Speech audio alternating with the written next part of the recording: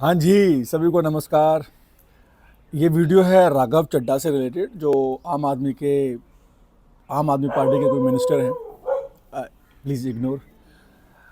उन्होंने मुद्दा उठाया है पार्लियामेंट में कि एयरपोर्ट पे 350 रुपये का समोसा और 100 रुपये की मिनरल वाटर मिल रही है। ये महंगाई आम आदमी को मार रही है। आम आदमी को महंगाई तो मार ही रही है, लेकिन ये आधा सच है। पूरा सच ये है कि जो भी फूड बनाते हैं वो किस तेल में समोसा फ्राई कर रहे हैं, तेल कौन सा यूज़ कर रहे हैं, ये बहुत इम्पोर्टेंट है। और ये पॉलिटिकल मुद्दा नहीं होना चाहिए, एक आम आदमी का मुद्दा होना चाहिए और हर किसी को इस बारे में सवाल करना चाहिए।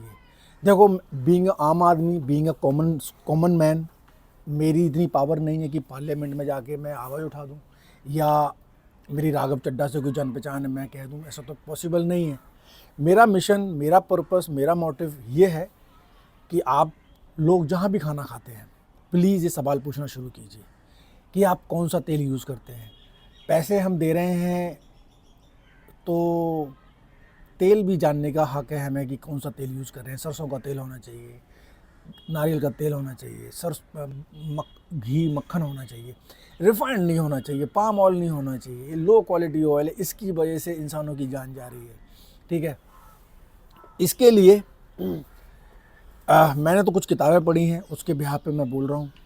ठीक है, लेकिन इस छोटी सी बेसिक अंडरस्टैंडिंग के लिए कोई ख़ास डिग्री, पढ़ाई या कुछ ज़्यादा ज़रूरत नहीं है। बेसिक चीज़ें हैं।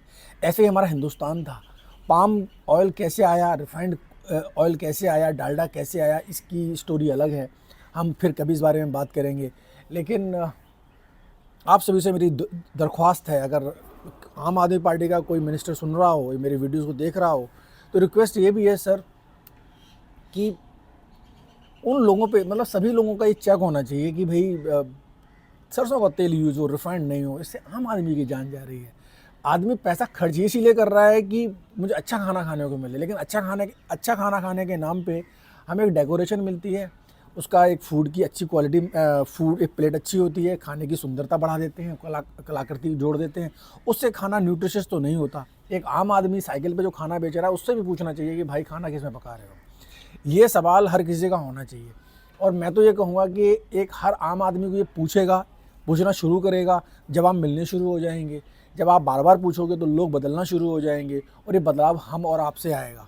ठीक है, मैं जितना मैं जानता हूँ और जितनी मेरे दायरे में चीज़ें हैं वो मैं अपनी तरफ से कोशिश कर रहा हूँ, थ्रू वीडियोस, अपनी पर्सनल लाइफ में भी, अपने फ्रेंड्स एंड फैमिली को भी समझा के, अपने घर में यूज़ करके। लेकिन मेरा कहने का मतलब ये है कि सिर्फ न्यूट्रिशियस फूड खाना घर में ही नहीं मिलता, बाहर भी मिलना चाहिए। और उसके लिए कोई ज़्यादा पैसे नहीं लगते, बिलीव मी। अगर 100-150 रुपये का खाना मिल रहा है, बहुत सारे ढाबे, बहुत सारे अभी इंस्टाग्राम पे आ चुके हैं कि भैया 5500 रुपये में 25 लोगों का, 50 लोगों का खाना खाइए। तो ये भी सवाल करना चाहिए कि भैया आपने खाना किसने पकाया है। और अगर आप सवाल नहीं कर तो उनको भी ये ट्रांसपेरेंसी रखनी चाहिए कि हम खाना सब कच्ची घानी की सरसों के तेल में पकाते हैं या घी में पकाते हैं। ठीक है ना। बस मेरा यही है, आदमी जो इंसानों की जान जा रही है, हार्ट अटैक आ रहे हैं, डायबिटीज़ हो रही है, कोलेस्ट्रॉल बढ़ रहा है, या जो भी चीज़ें मेडिकल कंडीशंस हो रही हैं, ये सिर्फ और सिर्फ इसकी वजह से हो रही हैं। मुद्दे और भी एक्सपेक्ट हैं, ग्रीनरी है, सही फूड है, लेकिन जो खाने का जो बेस है वो तेल है। और तेल में ही हम घोटाला कर रहे हैं। घोटाला इन टर्म्स ऑफ हम लो क्वालिटी ऑयल यूज़ कर रहे हैं, वो नहीं यूज़ होना चाहिए। बस मेरी दरख्वास्त यही है। अगर आम आदमी पार्टी का कोई सुन रहा हो, राघव चड्ढा जी सुन रहे हो, तो प्लीज़ सर इसके बारे में आप उठाइए कि खाना सरसों के तेल में बनना चाहिए।